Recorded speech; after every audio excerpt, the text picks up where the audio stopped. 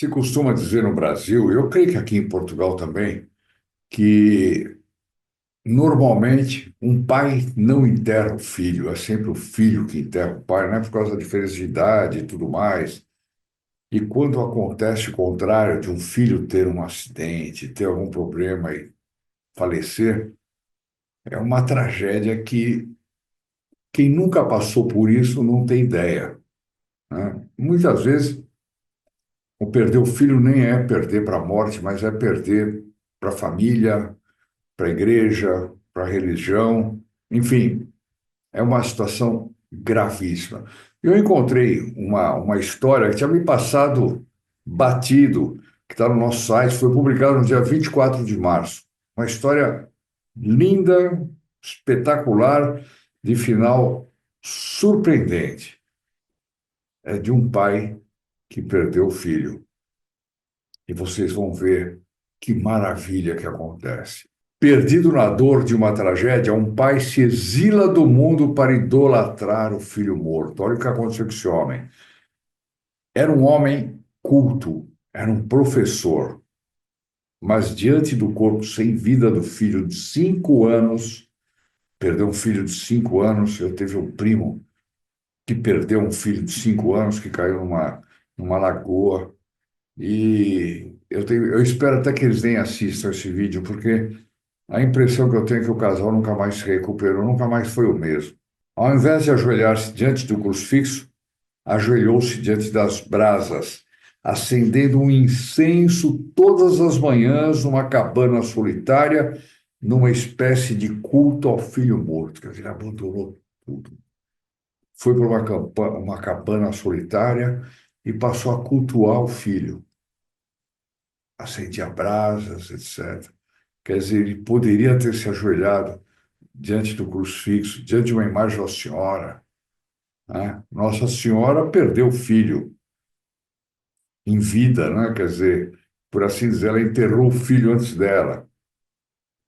Ela era a invocação ideal para esse pai que estava moído pela tragédia se ajoelhar. Bom, na alma, o abismo, nos olhos, o desespero, no coração, um grito abafado que dizia: por quê? Quer dizer, a pessoa se revolta contra Deus quando ela levanta esse porquê, mas nem sempre é por revolta, mas é aquela perplexidade. Por que o meu filho de 5 anos? Durante um mês inteiro, esse pai transformou o luto em ritual. Ele ficou lá, foi para as cavernas, quase, foi lá para uma cabana, e todos os dias ele fazia esse rito. Peregrino de si mesmo, caminhava sem rumo pelas montanhas da Itália, alimentado pela piedade dos pastores que cruzavam. Quer dizer, não tinha nem comida nem nada. Quando ele andava pelas montanhas, os pastores percebiam que era um homem que estava liquidado, um professor, e, portanto, naqueles tempos o professor tinha outríssima consideração que os professores hoje em dia, né? Quer dizer, ele fez um culto ao filho, achando que podia trazer de volta. Foi então que surgiu Horácio. Quem é o Horácio? Era um pastor como tantos outros que pastoreavam aí as suas ovelhas, mas que carregava nos olhos algo diferente. Ele carregava nos olhos a esperança. Ele não ridicularizou a dor de Luciane, não lhe deu sermões. Olha só, ele podia dizer: você é louco, você é católico, você está aqui cultuando um morto, seu filho não vai voltar por causa disso. Volta para a vida, você tem família, que história é essa? Como é que é? Não, ele foi com muito jeito. E aqui a gente vê que já entra uma bênção, já entra uma graça do Espírito Santo, e uma daquelas graças que Padre Pio tinha, né? Daqueles dons que Padre Pio tinha. Ele não ridicularizou, não lhe deu sermões, apenas o convidou a voltar para casa, para os braços da esposa, para o outro filho que ainda vivia, voltar para a vida. E, finalmente, para algo que até aquele momento parecia impossível, ele voltar à vontade de Deus.